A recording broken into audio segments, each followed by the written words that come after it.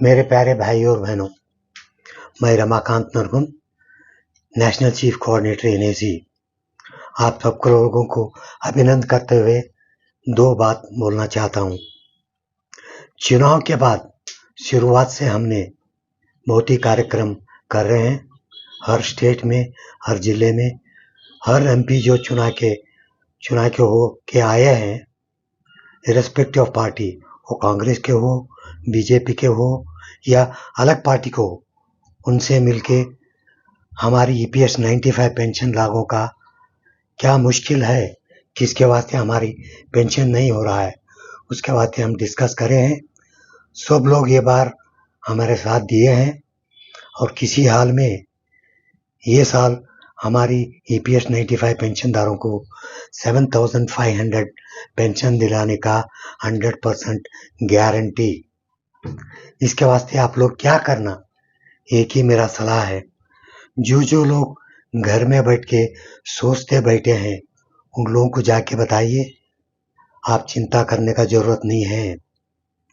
हमारे कमांडर साहब, हमारे वीरेंद्र सिंह साहब भारत के कोने कोने में जाके सब लोगों को, सब मिनिस्टर को, सीबीटी मेंबर्स को, मिनिस्टर्स को मिलके हमारी करने के वास्ते, हमारी काम करने के वास्ते विनती कर रहे हैं।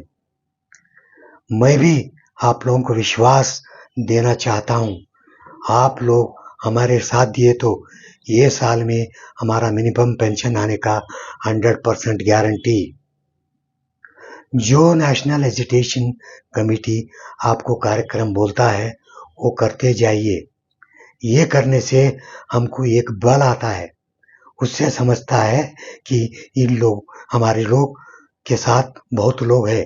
सरकार को चाहिए स्ट्रेंथ, ये बताने के वास्ते आप लोग हमारे पीछे रहने से हमारे को एक शक्ति आता है, इससे हमारे को एक कॉन्फिडेंस लेवल बढ़ता है।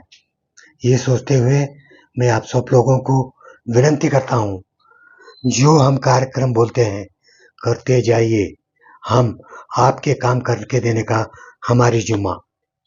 ये बोलते हुए मैं 4 शब्द बोल के मेरा बात समाप्त करता हूँ। धन्यवाद। जय भारत माता की जय। ನಮಸ್ಕಾರ. ಕರ್ನಾಟಕದ ನನ್ನ EPS 95 ಬಂಧುಗಳಿಗೆ ರಮಾಕಾಂತ್ ನರಗುಂದ ಅವರ ಕಡೆಯಿಂದ ಅನಂತ ವಂದನೆಗಳು. ಈ ಚುನಾವಣೆ ನಂತರ ನಾವು ಸಾಕಷ್ಟು ಕಾರ್ಯಕ್ರಮಗಳನ್ನು ಶುರು ಮಾಡಿದ್ದೀವಿ. ನಮ್ಮ ಧ್ಯೇಯ ಏನೆಂದರೆ ಈ ಸಾರಿ ಹೆಂಗಾದರೂ ಮಾಡಿ ನಮ್ಮ ಪೆನ್ಷನ್ದಾರರಿಗೆ ಪೆನ್ಷನ್ ಕೊಡಿಸ್ಲಿಕ್ಕೆ ಬೇಕು. ಇದಕ್ಕೋಸ್ಕರ ನಮ್ಮ ನ್ಯಾಷನಲ್ ಎಜುಕೇಷನ್ ಕಮಿಟಿ ವತಿಯಿಂದ ಕಾರ್ಯಕ್ರಮವನ್ನು ಹಮ್ಮಿಕೊಂಡಿದ್ದು ನಮ್ಮ ಎಲ್ಲ ಡಿಸ್ಟಿಕ್ಕಿನವರು, ಹುಬ್ಬಳ್ಳಿಯಿಂದ ನಮ್ಮ ಕೆರೂರವರು, ಬಿಜಾಪುರದಿಂದ ನಮ್ಮ ವೀರಕುಮಾರ್ ಗಡಾದವರು, ದಾವಣಗೆರೆಯಿಂದ ನಮ್ಮ ಶಿಂಜುಂಡೇಗೌಡ ಅವರು, ಮೈಸೂರಿಂದ ನಮ್ಮ ನಾಗಮಣಿಯವರು, ಮಂಡ್ಯದಿಂದ ನಮ್ಮ ಹುಚ್ಚಪ್ಪನವರು, ಹೀಗೆ ಪ್ರತಿಯೊಂದು ಡಿಸ್ಟಿಕ್ಕಲ್ಲಿ ಎಲ್ಲೆಲ್ಲಿ ಮಿನಿಸ್ಟರ್ಸ್ ಇದ್ದಾರೋ, ಎಲ್ಲೆಲ್ಲಿ ಆಯ್ಕೆಯಾದ ಎಂಪಿಗಳಿದ್ದಾರೋ, ಇರೆಸ್ಪೆಕ್ಟಿವ್ ಆಫ್ ಪಾರ್ಟಿ, ಅವ್ರು ಕಾಂಗ್ರೆಸ್ ಇರ್ಬೋದು, ಜನತಾದಳ ಇರ್ಬೋದು, BJP ಇರ್ಬೋದು, ಅವ್ರಿಗೆ ಹೋಗಿ ನಮ್ಮ ರಿಕ್ವೈರ್ಮೆಂಟ್ಗಳನ್ನು ಸಬ್ಮಿಟ್ ಮಾಡಿದ್ದೀವಿ. ಹಾಗೂ ಈ ಸರಿ ಬಜೆಟ್ ಮೀಟಿಂಗಲ್ಲಿ ನಮ್ದು ಹೆಂಗಾದರೂ ಮಾಡಿ ಪಾಸ್ ಮಾಡಿಸಿ ನಮ್ಮ ಈ ಪೆನ್ಷನ್ದಾರರಿಗೆ ಮಿನಿಮಮ್ ಪೆನ್ಷನ್ ಕೊಡಿಸ್ಬೇಕು ಅಂತ ವಿನಂತಿ ಮಾಡ್ಕೊಂಡಿದ್ದೀವಿ. ಎಲ್ಲ ಎಂಪಿಗಳು, ಎಲ್ಲ ಮಿನಿಸ್ಟರ್ಗಳು ಕೂಡ, ಪ್ರಹ್ಲಾದ್ ಜೋಶಿ ಆಗಿರ್ಬೋದು, ಅಥವಾ ನಮ್ಮ ಸೋಮಣ್ಣವರಾಗಿರ್ಬೋದು, ಅಥವಾ ನಮ್ಮ ಕುಮಾರಸ್ವಾಮಿ ಆಗಿರ್ಬೋದು, ಅಥವಾ ನಮ್ಮ ಶೋಭಾ ಕರಂದಾಳೆ ಮೇಡಮ್ ಆಗಿರ್ಬೋದು, ಪ್ರತಿಯೊಬ್ಬ ಮಿನಿಸ್ಟರ್ ಕೂಡ ನಮ್ಮ ವಿನಂತಿಗಳನ್ನು ತೆಗೆದುಕೊಂಡು ಈ ಸರಿ ನಮಗೆ ಸಹಾಯ ಮಾಡ್ತೀವಿ ಅಂತ ಹೇಳಿದ್ದಾರೆ. ಇದಕ್ಕೆ ನಮ್ಮ ಕರ್ನಾಟಕದ NAC ಹಾಗೂ ಸೆಂಟ್ರಲ್ NAC ವತಿಯಿಂದ ಎಲ್ಲ ಮಂಡಳಿಗೂ ನಮ್ಮ ಅನಂತ ಧನ್ಯವಾದಗಳು. ಹಿಂಗೆ ಕಾರ್ಯಕ್ರಮಗಳನ್ನು ಮಾಡಿಕೊಂಡು ಹೋದರೆ ಈ ಸರಿ ನಮ್ಮ ಪೆನ್ಷನ್ ಆಗೋದು ಖಚಿತ. ನೀವೇನು ಯೋಚನೆ ಮಾಡಬೇಡಿ. ನಾವು ಕಾರ್ಯಕ್ರಮಗಳನ್ನು ಹೆಂಗೆ ಹೇಳಿಕೊಡ್ತೀವೋ ಹಾಗೆ ಮಾಡಿಕೊಂಡು ಹೋದರೆ, ಬಿಗಿನಿಂಗಿಂದ ಪ್ರಾರಂಭ ಮಾಡಿದ್ದೀವಿ ಚುನಾವಣೆ ನಂತರ.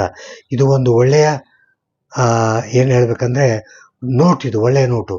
ನಾನು ಕರ್ನಾಟಕ ಒಂದೇ ಹೇಳ್ತಾ ಇಲ್ಲ, ನಮ್ಮ ನೆರೆಯ ರಾಜ್ಯಗಳಾದ ಆಂಧ್ರ, ತೆಲಂಗಾಣ, ತಮಿಳುನಾಡು, ಕೇರಳ ಹಾಗೂ ರಾಷ್ಟ್ರಾದ್ಯಂತ ಮಹಾರಾಷ್ಟ್ರ ಆಗಿರ್ಬೋದು, ವೆಸ್ಟ್ ಬೆಂಗಾಲ್ ಆಗಿರ್ಬೋದು, ದಿಲ್ಲಿಯ ಮಧ್ಯಪ್ರದೇಶ್, ಬಿಹಾರ್, ಗುಜರಾತ್, ಯಾವುದೇ ಸ್ಟೇಟ್ಗಳನ್ನು ತಗೊಳ್ಳಿ, ಆ ಸ್ಟೇಟ್ಗಳ ಮಿನಿಸ್ಟರ್ಗಳನ್ನು ಭೇಟಿಯಾಗಿ ನಾವು ದಿನ ರಾತ್ರಿ ಪ್ರಯತ್ನಗಳನ್ನು ಮಾಡ್ತಾ ಇದ್ದೀವಿ.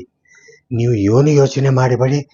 ನಿಮ್ಮದು ಒಂದೇ ಕೆಲಸ ಏನಂದರೆ, ನಮ್ಮ ಮೀಟಿಂಗ್ಗೆ ಯಾರು ಬರ್ತಾ ಇಲ್ಲ ಅವ್ರಿಗೆ ಹೇಳಿ, ಏನು ಜಿಗುಪ್ಸೆ ಆಗಬೇಡ್ರಿ, ಬನ್ನಿ, ನಮ್ಮ ಪೆನ್ಷನ್ ಆಗೋದು ಖಚಿತ.